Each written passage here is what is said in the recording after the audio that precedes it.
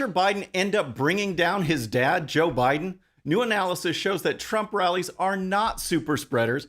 Plus, we'll talk to our special guest, the director of the new documentary, The Trump I Know. All that and more. I'm Bobby Eberle. This is a Saturday live stream. And God bless the United States of America.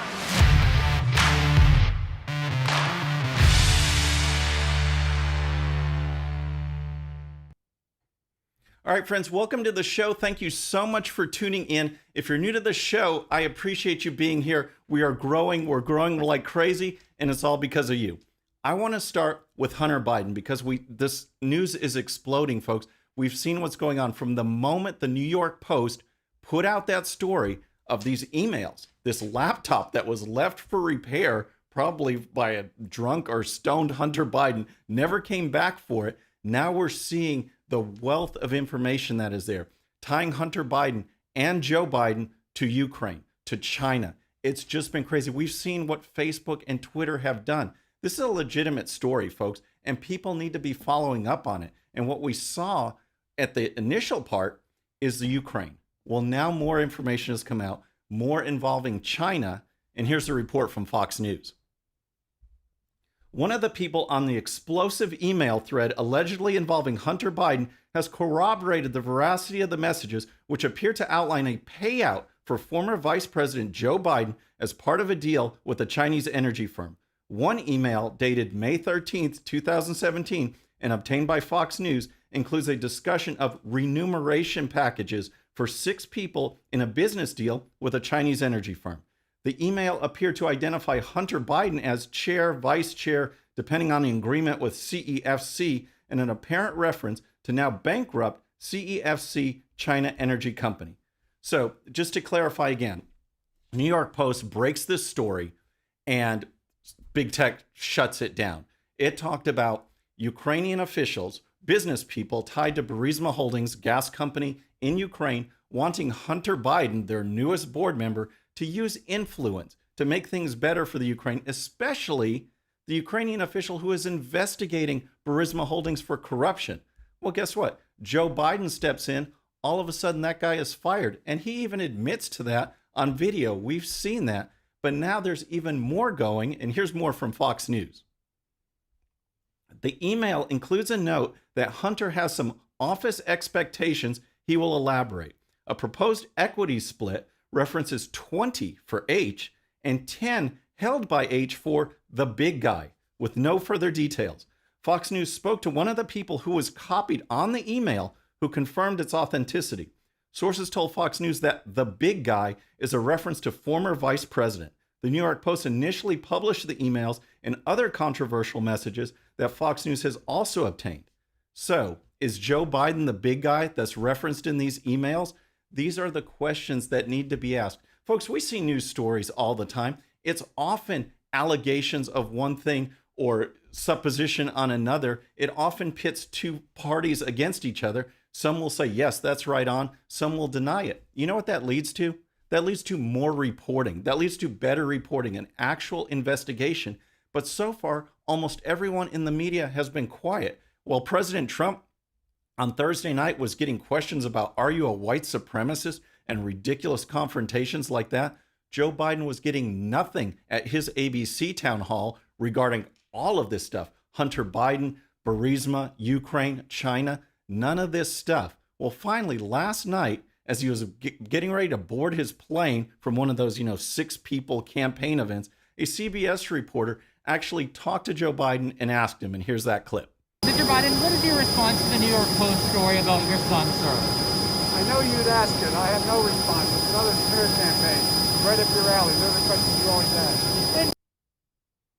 Can you believe that? No response at all. It's right up your alley. It's a smear campaign like you always ask. I guess he thought this might be, Steve Doocy, who's the Fox reporter that's tasked for the Biden campaign, because this is just a CBS reporter. And again, it's a legitimate question. You need to dig into this. You need to find out what's going on, because forever, Joe Biden has said, I don't know what my son's dealings are there. I certainly wasn't involved. Recall this interview, folks. This is an interview with Axios from just this past December.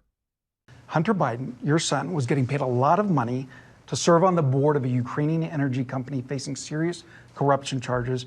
You were the vice president running point on Ukraine. The average Joe hears that and says, that sounds fishy. What's your understanding of what your son was doing for an extraordinary amount of money? I don't know what he was doing. I know he was on the board. I found out he was on the board after he was on the board, and that was it. And there's nobody. Well, you've had a lot of time. Isn't this something you want to get to the bottom of? No, because I trust my son. But that doesn't pass the smell test. Like when you're vice president, isn't there a higher standard? Don't you need to know what's happening with your family? Don't you need to put down some guardrails? Unless there was something that was, there was something on its face that was wrong. There's nothing on its face that was wrong. Are you kidding me, folks? There's nothing on its face that was wrong. Look at these emails. These emails directly contradict what Joe Biden just said there. What he is on record as saying.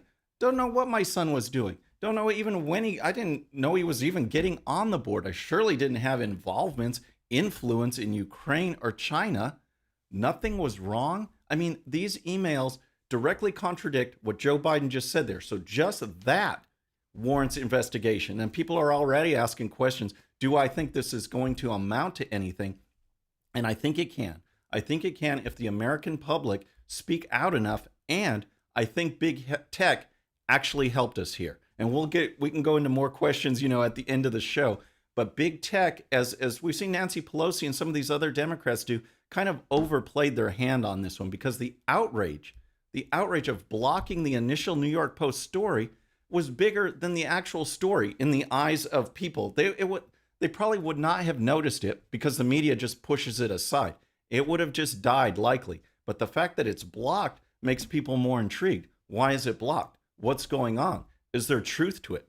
Basic questions like that people will ask when you can't have the cookie in the cookie jar. So we'll see what happens. But next, I want to move on to President Trump and his rallies, because for the longest time, the media were playing medical experts and telling us, and some medical experts too, telling us that there was somehow a difference, that COVID-19 knows the difference between Trump rallies and mass riots and looting. BLM peaceful protests. Let me phrase that right. That somehow COVID-19 knows the difference. 15,000 people can gather together for a protest. That's okay. But Trump rallies, they're super spreaders, folks. They are super spreaders. You are going to die if you go to Trump rallies. Well, guess what? The analysis, the actual data shows something different. And here's a report from the Daily Caller. There is no significant evidence that President Trump's campaign rallies have been super spreaders of COVID-19. A Daily Caller analysis, publicly available health data, has found. State health officials responsible for maintaining such data concur that COVID-19 numbers cannot be directly tied to campaign rallies. A combination of publicly available statistics on the spread of coronavirus and analysis from public health experts concludes that the president's campaign rallies cannot be tied to spikes in COVID-19 infections in their surrounding areas, if cases in the area even increased, which not all did. Wow, that's awesome. So guess what? That's another, just check that one off, line that one out too, on this long list that the media goes through that's so bad with COVID-19. President Trump rallies are super spreaders. Wrong. And let's just recap. I want to go over a couple bullet items that I brought up this week because it goes perfectly with this. Because again, we're just checking off these boxes of everything that is wrong with this leftist narrative that's coming out from the Democrats, coming out from the media. We had 15,000 health experts this past week sign on to a letter saying lockdowns were bad. 15,000. And then guess what happened? The World Health Organization, the WHO, signed on to that. They said lockdowns are bad. Then we learn that in the CDC, analyzing people that got sick with COVID, in their analysis, 85% of them wore a mask either often or always. 85% always or often wore a mask. They still got sick. And they got sick, with our next bullet point, from something that has a 99.9% survival rate. And that is, unless you're 70 or over, which it drops down to 95%. This is some of the information that is coming out that is blowing this fear narrative out of the water. For most people, This is less deadly than the seasonal flu. That's just a fact. Now, for a small percentage, it is deadlier.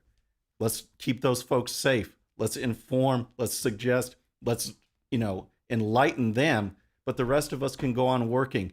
I mean, this fear for a 99.9% survivability is just outrageous. And it just is interesting that all of these facts are coming out now. And you could bet if Joe Biden were elected in a couple of weeks, I bet everything just disappears. But those are the facts. Trump rallies are not super spreaders, folks. All right. So next, I want to talk about a new film that I just saw. I'm really excited about it. But first, if you're new to the show or haven't subscribed yet, please subscribe. And when you do, please hit that bell so you'll be notified. We're making our push for 100,000 subscribers by Election Day. 100K by Election Day. We're about to hit 96,000. I think we'll hit 96,000 today, folks. 4,000 more to go. Couple weeks to go. Let's spread the word. Let's see if we can do it. Okay, I want to talk about this new film, The Trump I Know, because it is great, folks, and the timing is so perfect. I talked to Debbie D'Souza a couple weeks ago. We've been pushing Trump card to Dinesh D'Souza and Debbie D'Souza's latest film. And it's great, folks. It is great to show you what we're fighting against. Socialism, the radical left coming after us. That's what we're fighting against. But anyone who knows me and watches the show regularly, you know that I also like to look on the positive side. Otherwise, we'd go crazy. That's why we have Relaxed Brain every Friday, to see the lunacy and add a little humor to this and just that upbeat feeling. We have to always be focused on what we're fighting against, but we have to also know what we're fighting for, because that gives us our energy, that gives us the motivation.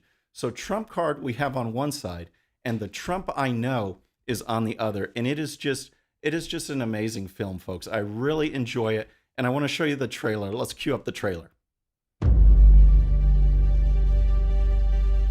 The president's my friend. Have you ever met him? Do you know him? Then how can you speak of him if you actually don't know the man?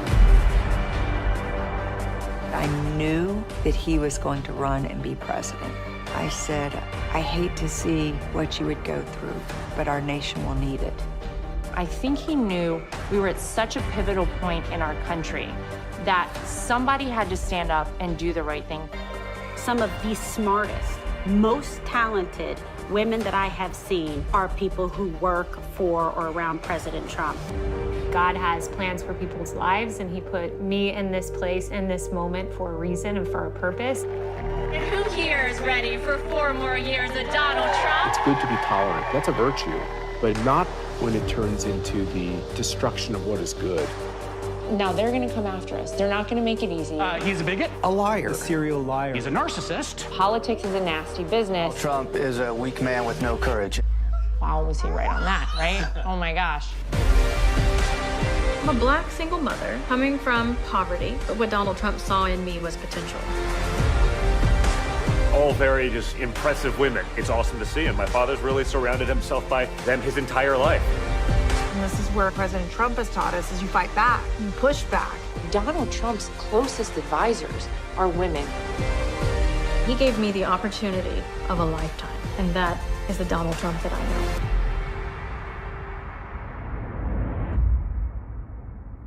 Folks, again, that trailer, I just love it, because when you see the film, that trailer really embodies what this film is all about. And I am so happy to have the director there. He's becoming a good friend of mine, Matt Thayer. This guy has won 14 Telly Awards.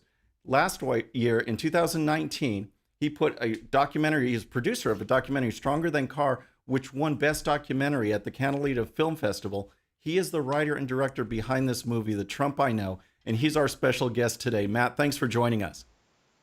Thank you, Bobby. It's good to see you. Yeah, it is good to see you, man. So again, with my lead in, I was so pumped with this because I love seeing the inner workings. Always like to see what's going on inside. So what inspired you to put this together?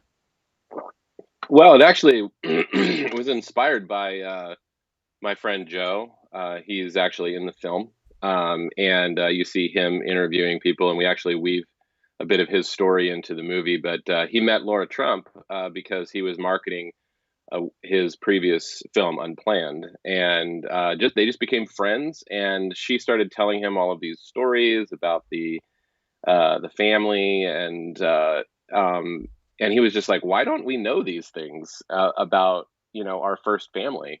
And so he talked to her and he said, hey, can we do a documentary? And she says, yeah, I think so. And so that kind of kind of came together. He brought on Daryl, who's also a good friend of mine, and then they called me in the middle of May and said, hey, we've got this crazy idea to do a documentary on the first family, and we have to have it done by October 1st. Are you in? I'm like, sure, let's go for it. So that was kind of the genesis of it. Well, that's awesome. So as you're putting this together, and I mean, what stood out with the people that you talked to? I know you've got a lot of good interviews. You're talking to Kaylee, you're talking to Guilfoyle, talking to all of these folks. I mean, this perception that Trump surrounds himself with these strong, powerful women is something that the media they push the opposite narrative. So directing this, what did you see firsthand? Well, I just saw firsthand that it's completely false. It's completely the opposite. It's just the opposite story. The closer that you get to the president, the more authentic people become, actually. And these women that we experienced, they were just some of the most accommodating, genuine, authentic people, and very, very strong, very capable at what they were doing. And you can see why the president would choose them, because they're extraordinary people. And so to see that firsthand, it just really confirmed to me. I mean, I was already on the Trump train, obviously, and very much was already noticing some discrepancies between what I was seeing from Trump and what the media was reporting, and so getting in there and actually experiencing it firsthand it was so confirming and so amazing. And I walked away from that experience telling people, like, we actually have an authentic, genuine man in the White House. And I've experienced it firsthand, based off of not only I actually got a chance to meet the president briefly, but actually just from experiencing the people that he surrounds himself with. He wouldn't be surrounding himself with these people if he wasn't a genuine a person that had the country's best interests at heart. Right. Now, on your motivation, on your angle, as you're kind of putting this theme together before you even started shooting footage and stuff, you and I had talked about before that what this film is not. It's not anti-Biden. It doesn't go into the campaign of Joe Biden or anything like that. That was a conscious decision going in. Yeah, that was a conscious decision going in. We decided we weren't going to mention Biden. We weren't going to mention the Democrats. The only time the word Democrat is actually used is when President Trump says in his acceptance speech. We played a small portion of his acceptance speech, and it says, "Now is the time for Republicans, Democrats, and Independents to come together." That's the only time the word Democrats is used. But we definitely, because we wanted it to be about him, and we wanted it to be about the women that are around him. But then also we really wanted to boil it down to really we're not fighting against Democrats. We're fighting against those that would put us under tyranny, because really that's what it comes down to. It's a matter of liberty versus tyranny. And it's the age old struggle, right? It's the struggle of our founding fathers. It's the struggle of humans from time immemorial, where we've just constantly been rising above these despots that would put their thumb on us. And so we actually take it from this very kind of intimate portrait for some of these women talking about the president, and then we shift it through to where we actually do hit the whole socialism, communism, liberty versus tyranny argument at the end. And I've people told me they walk away going like, I'm proud to be an American. This is amazing. Yeah, I mean, that's how I felt. Remember, I was texting you at the end when I was watching it. Chapter 9, that this film's divided into chapters, folks, and Chapter 9 really just fired me up, and it took me through the rest of the film, and I just really love that. And I love what you said. It brings up a good point. I was talking to GOP whip Steve Scalise the other day, and we're talking about this battle between Republicans and Democrats, but more the fight against the left, socialism and communism, because before it used to be this debate where a Republican Democrat debate was, do you want your taxes increased to do something, or should they be lowered? Do we want this service in Washington, or could it be done more locally? But the left is something totally different. The left has this agenda of basically power, and we see it manifested in communism and socialism and taking over big tech and Hollywood and education and all of these things. And you really bring that together on what we're fighting against. And as a filmmaker, what do you see out there as far as being in this kind of medium, in this industry, as far as being a conservative and trying to make good films? Well, you definitely, have pause when, you're working to get into an industry that's obviously so anti everything that you kind of stand for.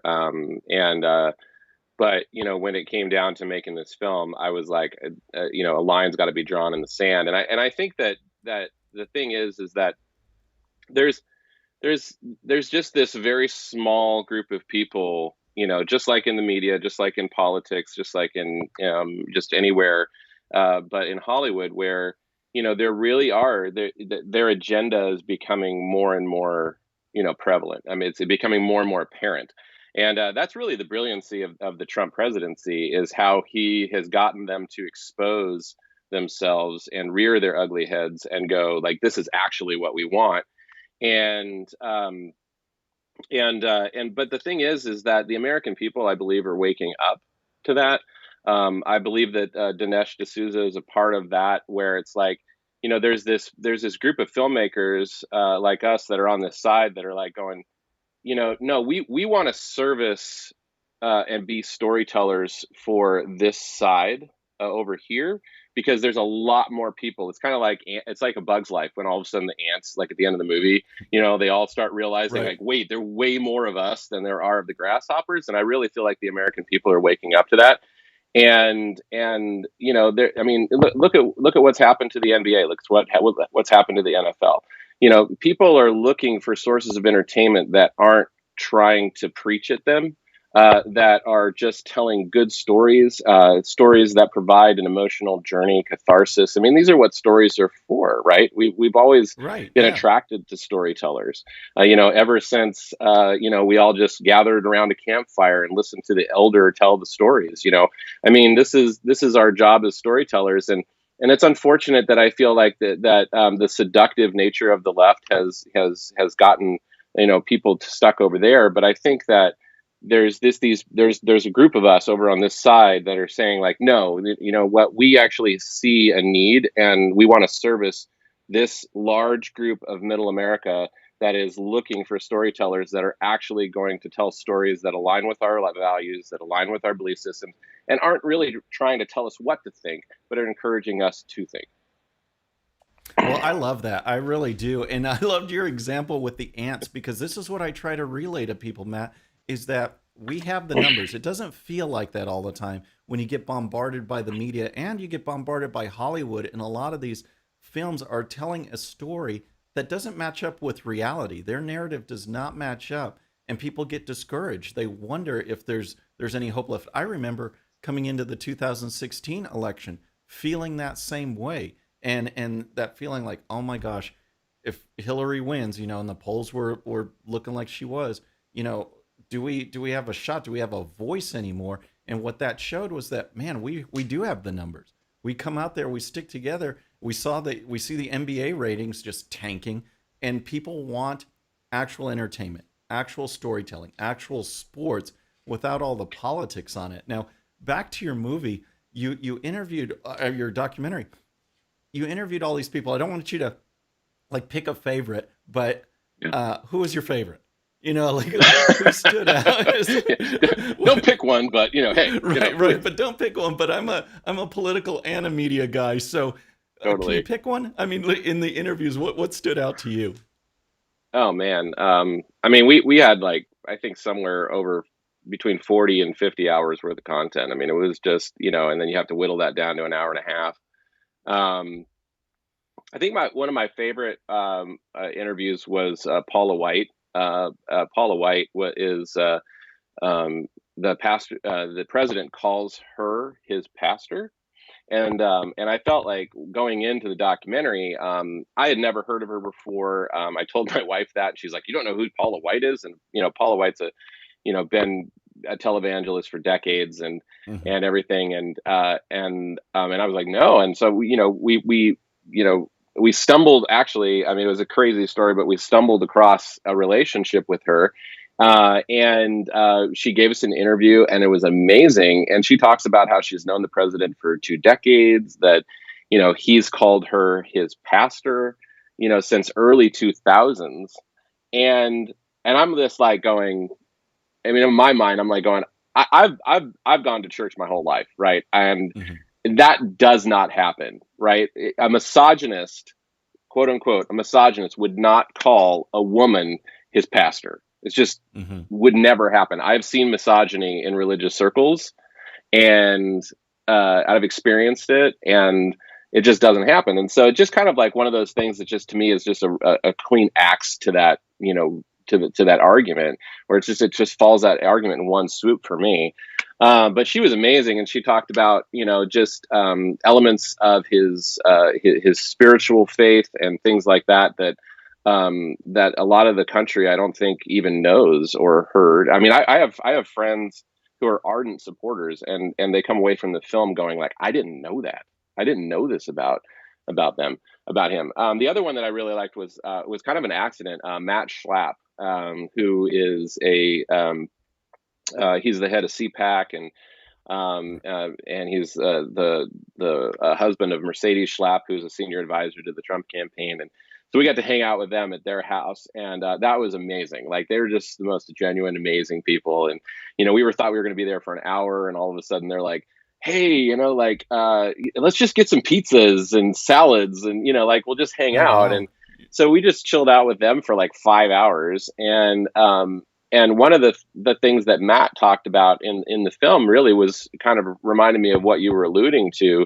is that good and decent people tend to be quiet. And that's the thing that I think that it's the left. It's bad for the left because the left doesn't realize that we exist, because we have a tendency to keep some of our views to ourselves, or things have become so toxic on the left that we're just like, it's not worth getting into some sort of crazy emotional straw man debate with you on Facebook right now.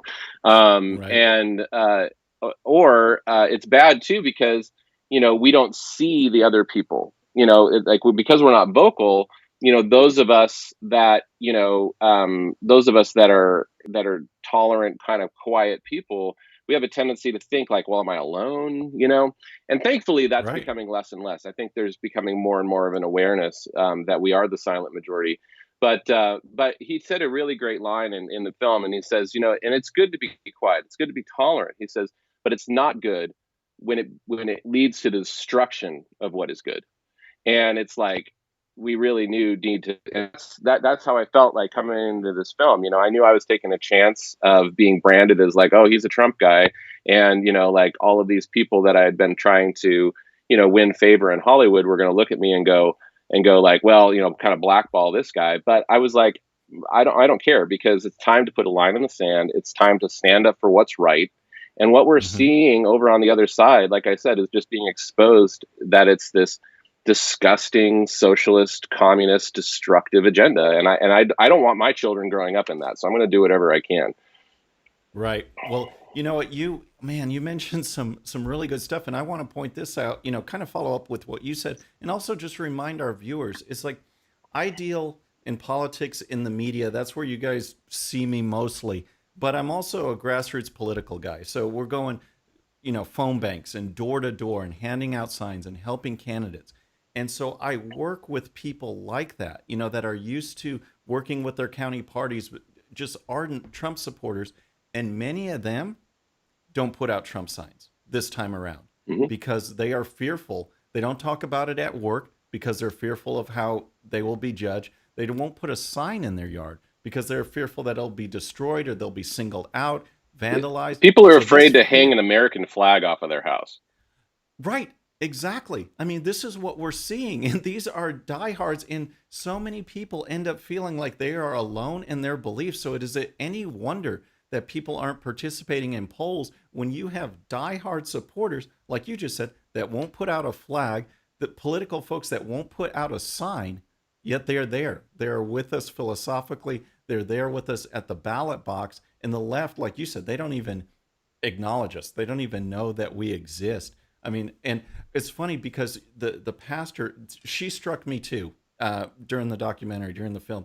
Those were really great segments of talking about faith and what the Trump administration, this campaign meant to her and continues to mean to her. I thought that was really awesome. So what was it like in that brief moment with the president? You finally got the interview. He got to do that. How did that go? It was wild. I mean, getting into the White House these days was, a chore. Of course, we all had to be tested. Our car, our gear, our cameras, everything had to be X-rayed. We get into the White House, and it was awesome because we actually ran into a bunch of the women that we had already interviewed, and so it was kind of crazy to be walking into the White House and never been to the White House. And all of a sudden it's like, you're seeing people like, oh, hey, there's Pam Bondi. Hey, how are you? Like we were right. it was, or, it's Katrina. Hey, Katrina, and so Laura was actually, there was a meeting there involving several of these women. And so that's why they were all there. And that was what the president was doing. And Laura was supposed to bring him down from that meeting and introduce him to us. We were supposed to have 45 minutes with the president. So we were all ready and everything was going really well. And then all of a sudden it was like 11:45, and that's when he was supposed to come down. And I'm standing there waiting in the hallway, waiting for him with my camera guy, and he doesn't show. And then it's like 12, and then it's like 12:08, and we're like, right. Oh man, like what's going on? I mean, we know, he's the president, you know what I mean? So like he gets to dictate his schedule, right? But right. Still you're like going, oh. And so anyway, he finally shows up, and Laura's not with him. And all of a sudden he walks off the elevator, and he just stands there in front of me. And he's like, hey, so what were we doing?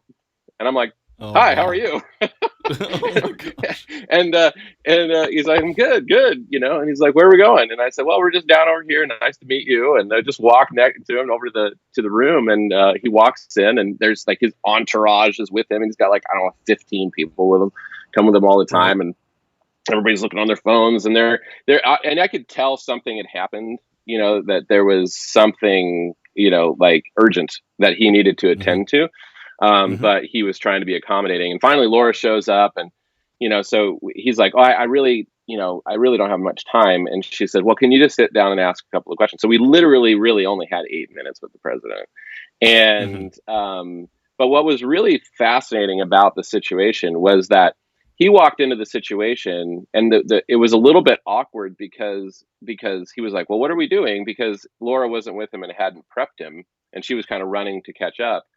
But when he found out what we were doing, he was so accommodating. I mean, it's like you would imagine somebody in that position, would get upset, like what's going on. And I saw him just adjust, and he just became very present in the room.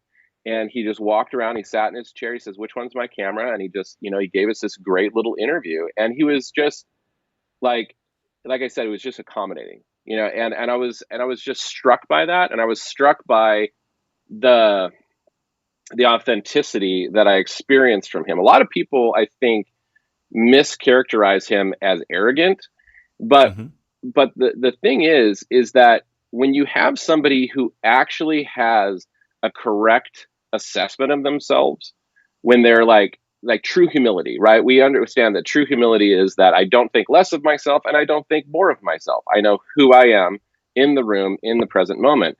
And that's what I experienced from not only him, but each one of the, a lot of the people that we met, but especially him. And he just happens to be the most powerful man on the planet. You know what I mean? So it's like, he knows who he is in the room, but he didn't he doesn't throw that out at somebody, right? It's not a reason to throw out like this, he's just very confident. He's very assured of himself, but he is very accommodating, and he knew what he was there for, and he just, he gave us this great interview. But then all of a sudden he was like, and he said that he was like, I got to go because of China, and and so it's like, and then all of a sudden it was like, they were just gone, like it was like, and we were all standing there going like, what just happened? I mean, it was just, it was like, it was wild. Oh my gosh! Well, that is awesome. Hey, Matt, if people want to find out more about the film, give them some details. Where can they go?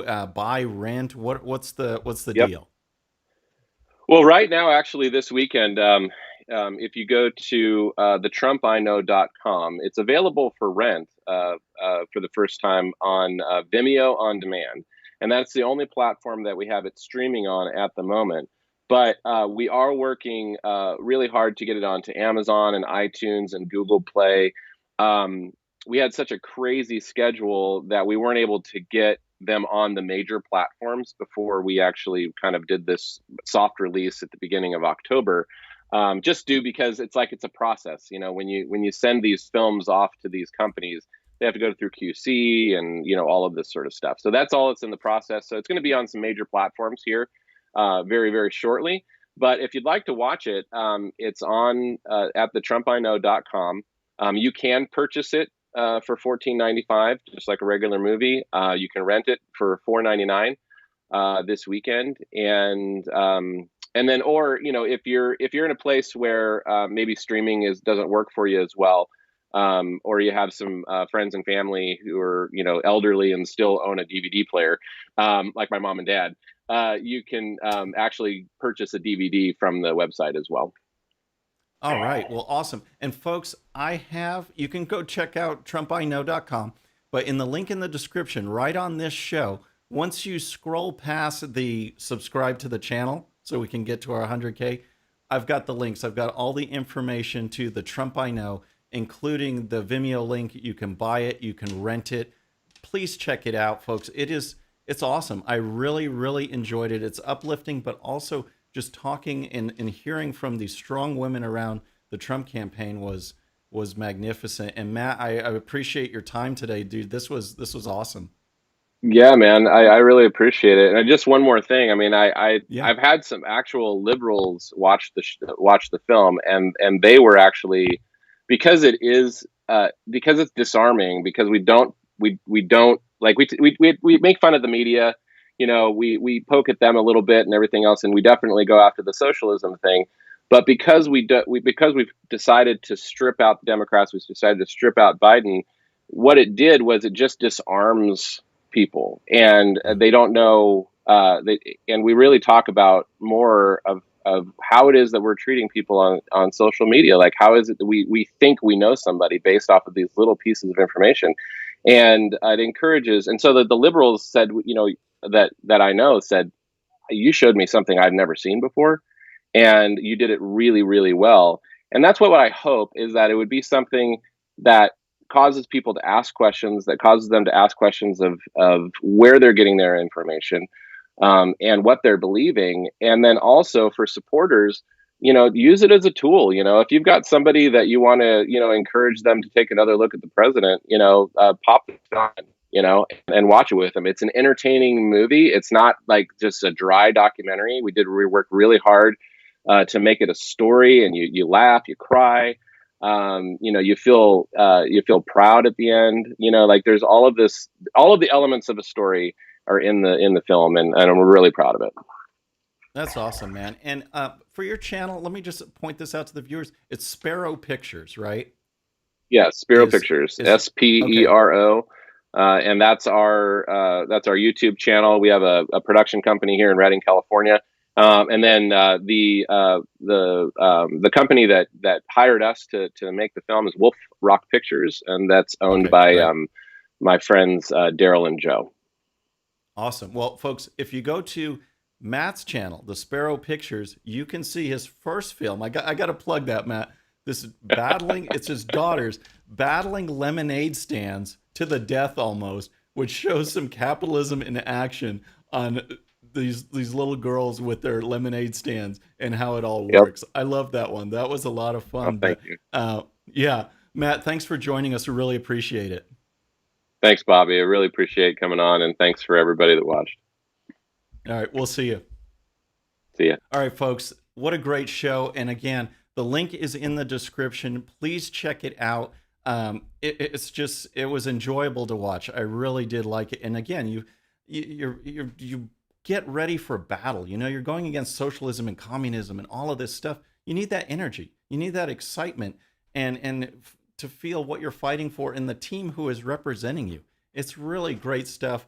And so let me see if there's any questions out there. I want to take some questions before we sign off. And I got to give some thanks. We've got Blue Room. We've got Flood contributing to the super chat. Guys, thank you so much. I really appreciate everything. I've mentioned this before, but everything that you guys contribute in super chat goes right back to the show. It goes back to the show, goes back to our producers, equipment, you name it, so that we can make this as good as the 13-minute news hour and keep getting, more new stuff, advancing, getting better. It's just awesome. Now, there were a couple questions earlier about the Hunter Biden and if I think anything will come of it. And I alluded to it a little bit, and I'll wrap up after this. But I do think something can come of this, and that is because of the public outrage from Facebook and Twitter, because now in media terms, the story has legs. A CBS reporter actually asked Joe Biden about it. George Stephanopoulos didn't ask on ABC News, but a local CBS reporter did. Now there's more information coming out with China and the big guy. Is it Joe Biden? Well, people are going to ask questions. People want to know these answers. And I really think it could lead to something. Will it affect this election? Who knows? Facebook and Twitter are obviously trying to influence this election, interfere with the election. Maybe with this information, people could get the right story and something can come of it. All right, folks, that's our show for today. Thank you so much for tuning in. Next show is the Monday version of the 13-minute news hour. And the plan right now, before we go, the plan right now is Thursday night after the debate. I'm going to go live with all of you folks, and we're going to discuss the debate. Did Joe Biden win? Did Donald Trump win? Who was stronger on what issues? Let's talk about it. Let's get together Thursday night live, and we'll discuss this. But for now, that's our show for today. So before you go, though, please subscribe. And when you do, please hit that bell so you'll be notified. Oh, one more thing. Oh, my gosh. Nuke that stuff. Because, folks, our producers, let's give a big hand to our producers. Check these folks out. They are awesome. They are so good. And see, just like with the documentary, you surround yourself with strong women, you're going to end up with a good show. I mean, that is the theme for today. Keep that in mind. All right, now we'll sign off. We'll go through it one more time. So, folks, please subscribe. And when you do, please hit that bell so you'll be notified. And we'll see you next time. I'm Bobby Eberle. This is a Saturday live stream.